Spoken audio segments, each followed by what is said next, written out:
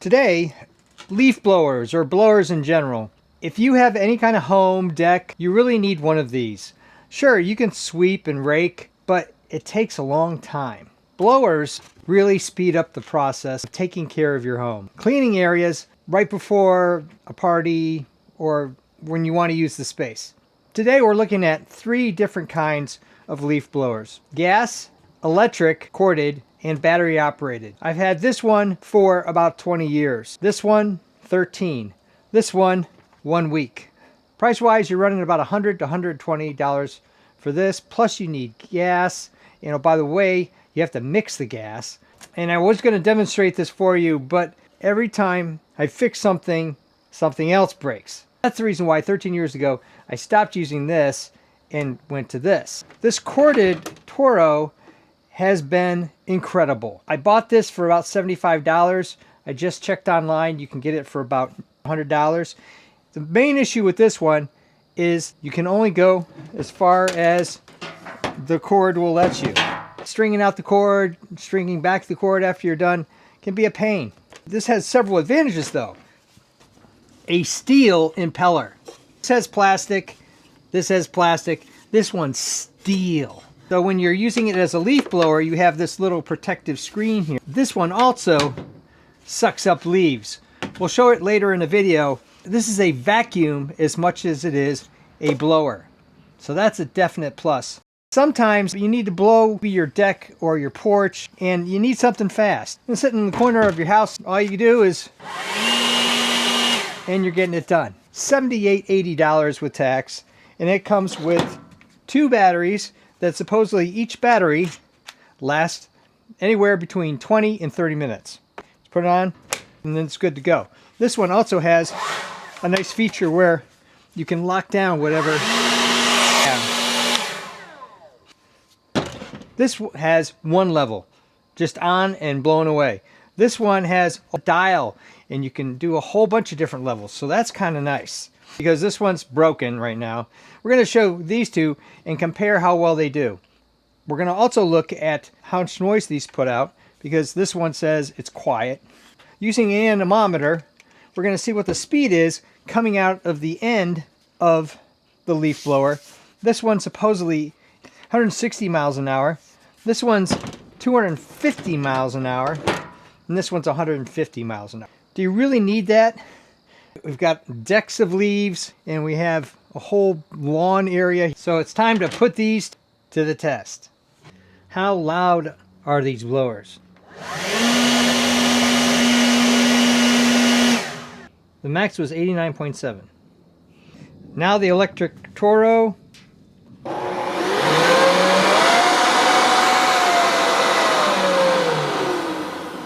The max was 99.8 at level 4. So we'll fire this up, point it at the anemometer, and see what the reading is. Whoa.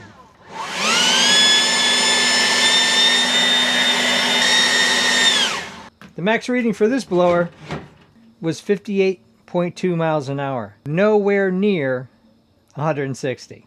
We've reset the anemometer and we're going to shoot the electric blower at the anemometer. 4 settings, and I'm going to put my foot here so the anemometer doesn't blow over. I'll start at setting 1, which is probably around 25%. The anemometer is on the max setting, so it's going to record the max speed.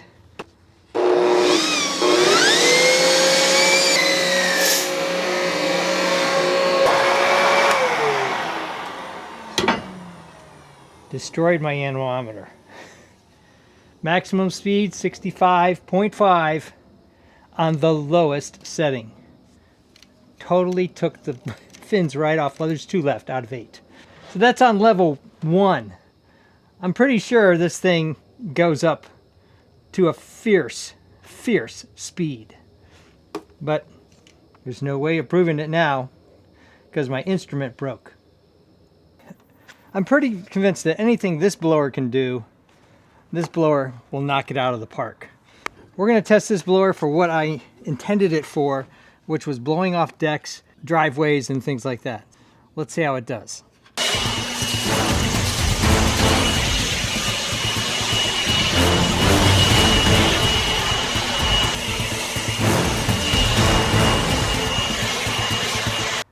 more of an up-close view.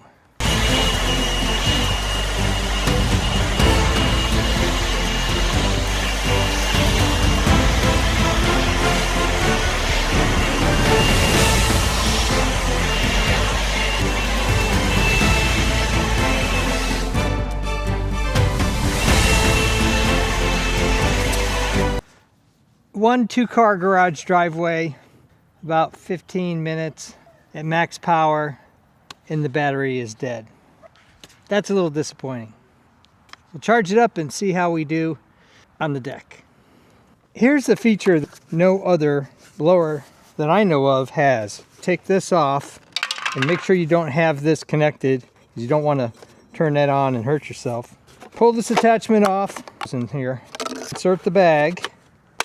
Put on this piece, chute to suck things in, snap that down, but make sure this is zipped up, because if for some reason it's not zipped up, you're going to get dust everywhere. So let me show you how this works.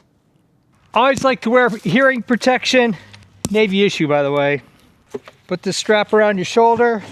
This tree has a lot of little leaves. One of the primary reasons why I bought this blower vacuum.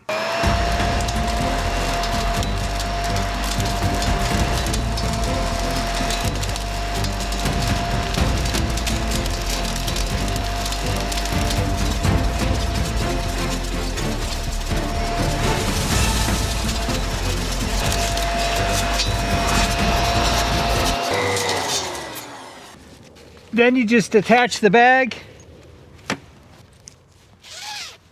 all collected. You can dump it in the garden, use it as compost, whatever you want to do.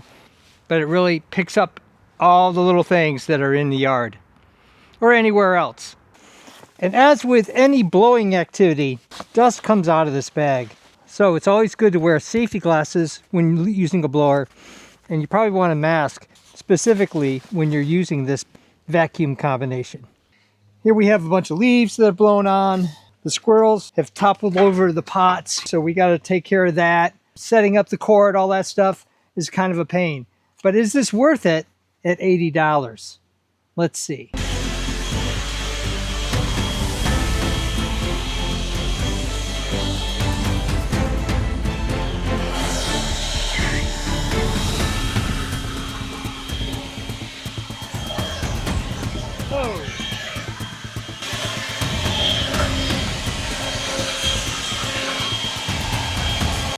Did a really good job quickly. Note to self, if you have loose potting mix in a pot and it's dry, don't point the blower at that because it gets everywhere.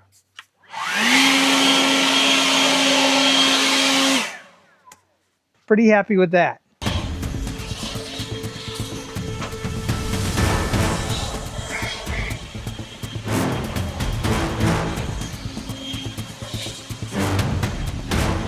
It really does a great job on decks and stairs where the surface is flat.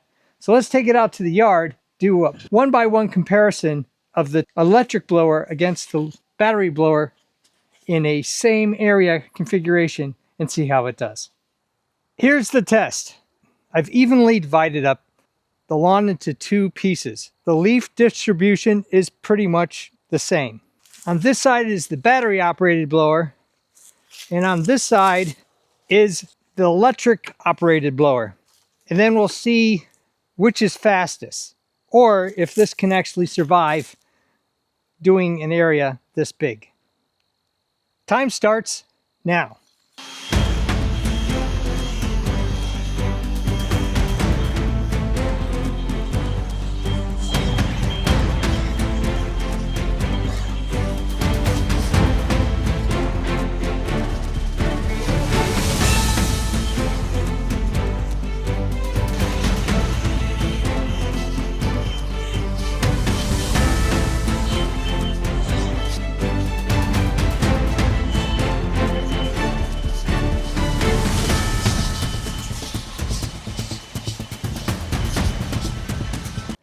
Time, 10 minutes, 20 seconds. I'm surprised it only took one battery, although if you check how much is left, it's about 25% left on the battery. You might have been able to tell that the pitch was changing. It was going lower as I started blowing down here. Same pitch change happened on the driveway. What that indication was is that the blower battery's wearing down. So it's not pushing with as much power when there's only 25% of the battery compared to when the battery's at 100%. So that's an interesting point. Timer's set.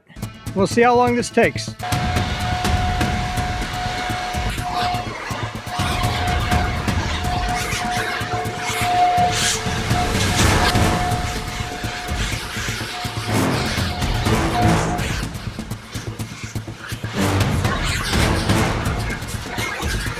Eight minutes and 27 seconds with this blower that goes at 250 miles an hour compared to the battery operated blower that goes 66 miles an hour. I was really expecting a blowout here. I was expecting this to be around 5 minutes. If you add in the time it takes to set the cord and to pull the cord and wind it up again, I think it's pretty much a wash, which is a surprising outcome and not one that I anticipated. I really thought this one was going to dominate. That's the thing with totally honest reviews. Sometimes they turn out not the way you expected. Would I get another gas-powered leaf blower? Not really. You can't control the speed. You have to do the oil mix with the gas. You have to contain that somewhere. They stink. And it's just a lot of extra work. Electric blower, from a maintenance standpoint, all you do is plug it in. I've never had a problem with this. I think the steel impeller is a definite plus. If you want to be able to vacuum as much as blow leaves or anything else, this is the one you want for about $100. A really good deal. I thought the speed and the fact this was narrower, so you're getting more forced air out of a smaller space, was going to make a difference.